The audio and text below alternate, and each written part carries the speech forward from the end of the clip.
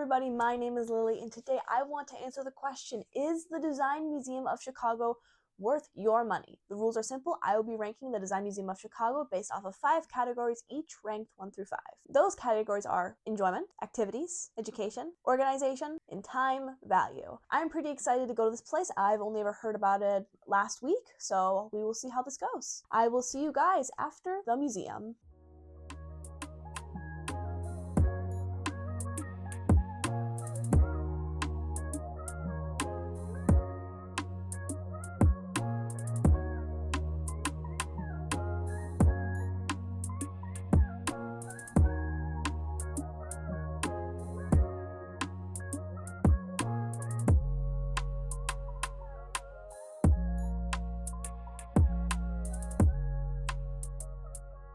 Okay, I am back, and I have to say I was pleasantly surprised. This museum was pretty fun to be in. Some quick background on the Design Museum of Chicago. Initially, this started off as a series of pop-up events at around 2012 is when this organization was created. But after numerous successful pop-ups, they started a Kickstarter campaign, which was successful, which allowed them to create the museum in 2014 to be a year-round free exhibit open to everybody who wants to attend. Since then, they do around 3 exhibits a year. The event I got to go to today was Design on Draft, which is entirely dedicated to beer, which I gotta say was fun. It was all a lot of fun. I am very glad that this place is open year-round. They have a whole bunch of events that go on the entire year, every year, and it is always free of charge. I will let you know now that as of November of 2025, when I'm recording this, there is construction happening in front of the building. The museum's open every single day from 10 a.m. to 5 p.m. Let's get into the rankings. For enjoyment, I gave it a 4. I will say some things did feel kind of disjointed, which I will get into later, but overall, I had a really fun time. There was a lot of fun things to look at. There were games you could do. There was actually a pinball machine, which was a ton of fun. You could play pinball, or you could play board games, and for such a small space, I felt like there was a lot to do. Now, the reason why it is a 4 is because it was kind of a little bit too quiet, and it did feel a little bit clinical. I think maybe I just kind of showed up at a not really busy time. I showed up there almost right as it opened. But overall, I thought it was really fun. I thought that's why I believe it deserves a 4 on the enjoyment scale, as well as, other than the floor feeling not fun, which I know is a really weird thing to say, there was a lot of color. This is perfect for a child. There is so much to look at. There's boom, boom, boom colors along every single wall. In terms of activities, I gave this one actually a 5. Like I said before, there was pinball, there are board games, and there's actually coloring as well. You can design your own beer as a part of that Design on Draft section, which I saw. I'm not doing it myself. I don't really drink. I'm not of age to drink, and I don't want to drink. So I just didn't really feel very motivated to draw that, but I did see other people doing it. I did see some of the designs, and they did all look very creative. And for some of you asking, what does this all have to do with design, pinballs, board games, and all of that? I had the same question. We'll be getting to that later because I actually figured it out, and it kind of made the experience way more enjoyable. In terms of education, I am giving it a 3.5. Because in the same issue, it tended to have a lot of places. Some areas felt a little bit muddy and hard to read. At one point, in order to see there's a big wall with a whole bunch of different letterpress, and then there was a binder where you could read about all of it. And it was just wall after wall after wall of text. It was hard to kind of take in, especially since I was looking at this Lego stuff, this letterpress, these beer cans, these board games, these pinball machines, and it was just kind of hard to read through. I felt like I couldn't easily digest the information. So that was one thing. As well as just in general, I kind of had a hard time understanding the process. Those big letterpress, the entire idea is that they use Lego to make it, and I thought, even though I read through the entire thing, I still feel like I have no idea how they got to that point. And because of that, I definitely took off points. That was such a major part of the museum. I'm pretty sure that is a year-round part of it. I did love the history of the beer. Along one wall, it tells you about the history, and I did manage to understand that pretty easily. I thought it was actually pretty cool learning about the history of adding graphics and what periods added graphics and what periods opted out. I thought that was a lot of fun as well. And if you look closely, you realize it really does all have to do with design. What does a pinball machine, a board game, and beer designs have in common? They're all design. They are all extremely intricate designs that need to work perfectly together. The beer can's a bit of a simpler one. You have to make sure your art goes together with the theming of the beer. But board games and a pinball machine, those are incredibly intricate, and everything has to work together perfectly. And I thought that was so fun how they took such these average everyday items and showed us how much design really goes into them. Because at first when I saw the pinball machine, I was like, that's kind of a weird placement. And I realized, wait a minute. Think about how complicated pinball machines are. There's so much science and design that goes into them that honestly, everything in there, you really just gotta think, what does that have to do with design? And you will find your answer on your own. And for that, that is why education is getting a 3.5. In terms of organization, I gave it a 4.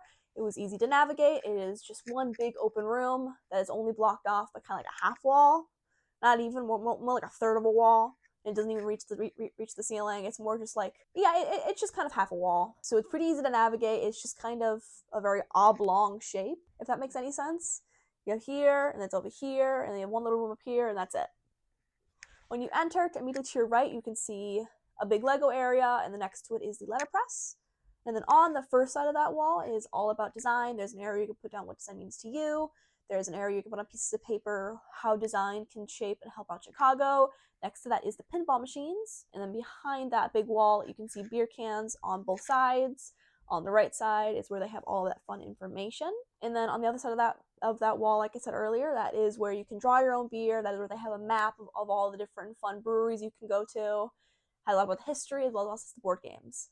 And finally, all the way in the back, there's a very small room, which has a room just full of beautifully decorated sugar skulls. That was my favorite room. I got so much footage of just all of the sugar skulls. I am half Hispanic. Sugar skulls mean a lot to me, and I love the designs of them. They're so intricate, and I thought it was such a perfect touch to this museum. The only thing I had to cut organization on was that not everything blends together. It is definitely a case where you walk in and you're like, why is this here next to this? And why is this next to this? Of course, it is a free museum, but I still gotta cut points on that. So I will say that out loud again. This is a free museum. That is such an amazing thing, and you should definitely go and support this museum. Finally, let's talk about time value. This was the lowest score, a 3. Now, does that mean it was a bad? That means it's average. And the reason why it's average is because it is most certainly worth your time. It is very quick. You can get through it pretty quickly. You can take as long as you want with the board games. It can be kind of under and overstimulating, though, when it comes to certain parts, like the letterpress area. But the big reason why I had to give it a 3 is because this place does not stand on its own. And of course, it does not have to stand on its own. It could, of course, can just be an extra. But if it can't stand on its own, I can't say it's fully worth your time. At least that's how I personally feel about it. But it is still a place that's worth it. If you are looking for one more place to squeeze in, or if you're already on the Magnificent Mile, that's where I was at the time, right next to Millennium Park or Maggie Daly or any of those, you can find it really easily. It's an excellent spot to squeeze in last minute to your, if you're coming to Chicago, if you're visiting, if you want to take a day down Chicago, it is a fantastic place to fit in. My only downside is, of course, it is only open from 10 to 5, so you do have to make sure you squeeze it in either in the morning or afternoon/evening. You can't do it at night. But it's a good place. But I do have to give it a 3 because it's not something you would go to Chicago to see. It's not the Bean. People come to Chicago to see so much stuff, but the Design Museum would not be one of them. This is an incredibly niche museum, which is not a bad thing, of course. Niche museums need to exist. There's always going to be an audience for that. But if you are not specifically into the idea of design, if you're not an artist, if you're not a student, or if you don't think your kid is really going to be able to understand the concepts in front of them, I can't really recommend this place. This is definitely for adults, especially since the current mini pop-up they have in there is all about beer. I don't know if it's exactly the best place to take your kids. I think you still take them, and I think you'll have a fantastic time playing board games while you look at all the fun little designs. There's a lot to see. But I think this is a niche place to go, and because of that, and all the factors I mentioned earlier, that is why it kind of has to be a time value of 3. Let's go ahead now and get into the totals. The Design Museum of Chicago ended up with an average score of 3.9 out of 5, which puts it just under a 4, which basically puts just under very good. It is between average and very good, but closer to very good. And the total score is 19.5 out of 25 points, making this a pretty good place. I would recommend it. Is this place worth your time? I think if you're looking for something extra to add to your day, absolutely. If you're just coming down here specifically for this, I don't think it's worth your time. You need other activities surrounding the Design Museum for it to kind of feel like enough. The Design Museum simply just can't stand on its own, which is perfectly fine. Like I said before, it is free, and you are going to have so much fun if you choose to go.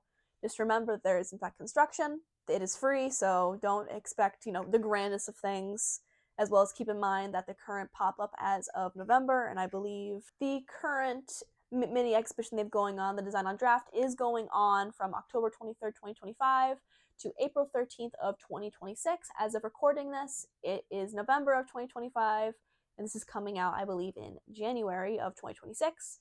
So when you guys see this, you will have about 3.5 months to still go see this. So, but if beer interests you and the design of beer interests you, I highly recommend it. Or if you're just an artist, it is so fun to see all the quirky little designs. I didn't really know what I was getting myself into because I don't know anything about the subject, but it was fun. It is so fun to see the amount of personality that was put into every single design. And there's a lot. I cannot state how much there is to see in terms of the beer. There's a lot of cans. Okay, that will be all for this video. If you guys enjoyed, do not forget to like, subscribe, and I will see you guys next time. Bye!